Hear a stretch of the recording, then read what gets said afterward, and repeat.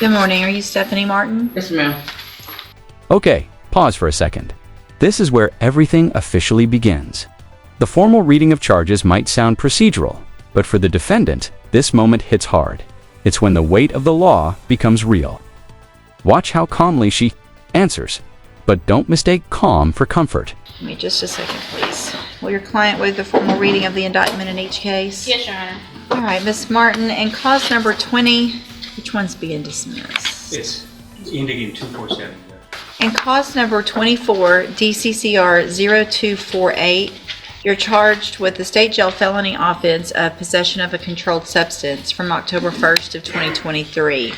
The indictment alleges that you were previously convicted of possession of a controlled substance August 24th of 2015, and then after that was final, you were convicted of possession of a controlled substance April 11th of 2016, and also convicted of fraudulent use of identifying information on April 11th of 2016. And how do you plead to that charge? Guilty. And are those priors offenses true? Yes, ma'am. And then in cause number 23, DCCR 1850, you're charged also with the state jail felony offense of theft with previous convictions. Well, not also, but in that case, that's what you're charged with. And that's from July 14th of 2023.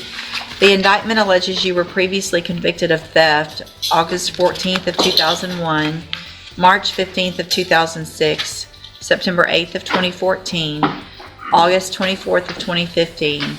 Wow, notice how the charges start stacking up. Multiple priors dating back over a decade. Here's the legal kicker. Because of those prior convictions, what might have been a misdemeanor gets bumped up to a felony under Texas's repeat offender laws. And yes, that drastically increases sentencing. April 11th of 2016, July 31st of 2018, January 28th of 2019, and then the indictment alleges those three prior other offenses of the possession of a controlled substance in two cases and that fraudulent use of identifying information. And how do you plead to that charge? Guilty. And are all of those prior convictions true? Yes, ma'am. In cause number 250376, you're charged with the state jail felony offense of theft of property with previous convictions. This offense date is from February 7th of 2025. It alleges all of those same prior theft offenses as well as the same prior state jail felony offenses. And how do you plead to that charge? Guilty. And again, are those priors convictions true? Yes, ma'am. And then finally, in cause number 250375, you're charged with the state jail felony offense of theft with previous theft convictions, and this is from February 18th of 2025.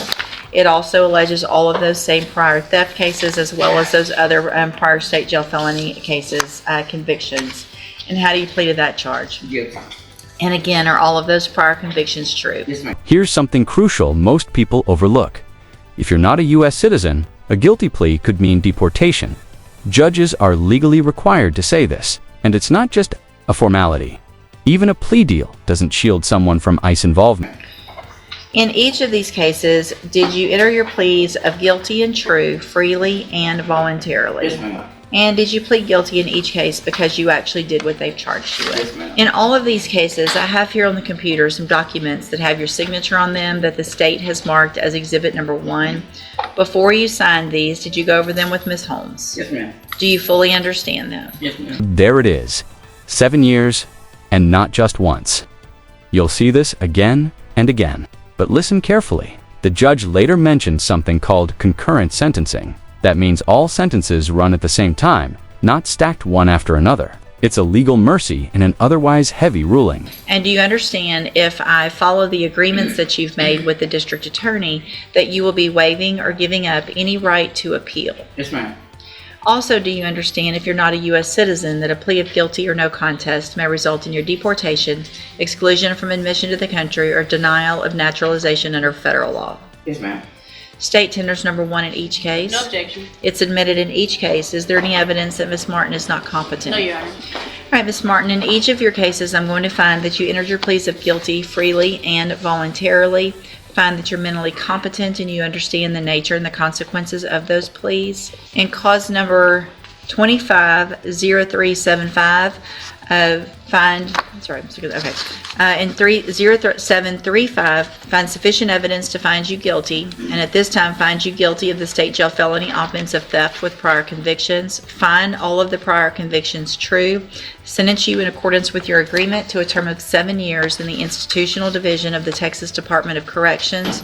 You will receive credit on that sentence for any time that you've been in custody that the law gives you the right to receive. And clause number 250376, also find sufficient evidence to find you guilty, and at this time find you guilty of theft with previous convictions. Find all of the previous convictions true. Sentence you in accordance with your agreement to a term of 7 years in the institutional division of the Texas Department of Corrections. You will also receive credit on that sentence for any time that you've been in custody that the law gives you the right to receive. Clause number 23, DCCR 1850. Find sufficient evidence to find you guilty, and at this time find you guilty of the state jail felony offense of theft with previous convictions. Find all those prior convictions true. Sentence you in accordance with your agreement to a term of 7 years in the institutional division of the Texas Department of Corrections. You will also receive credit for that on that sentence for any time that you've been in custody that the law gives you the right to receive. And clause number 24, DCCR 02. Parts a little behind the scenes, the state is dropping an unfiled possession charge. That means it never made it to court and won't show up on the books. It's like a quiet legal erasure.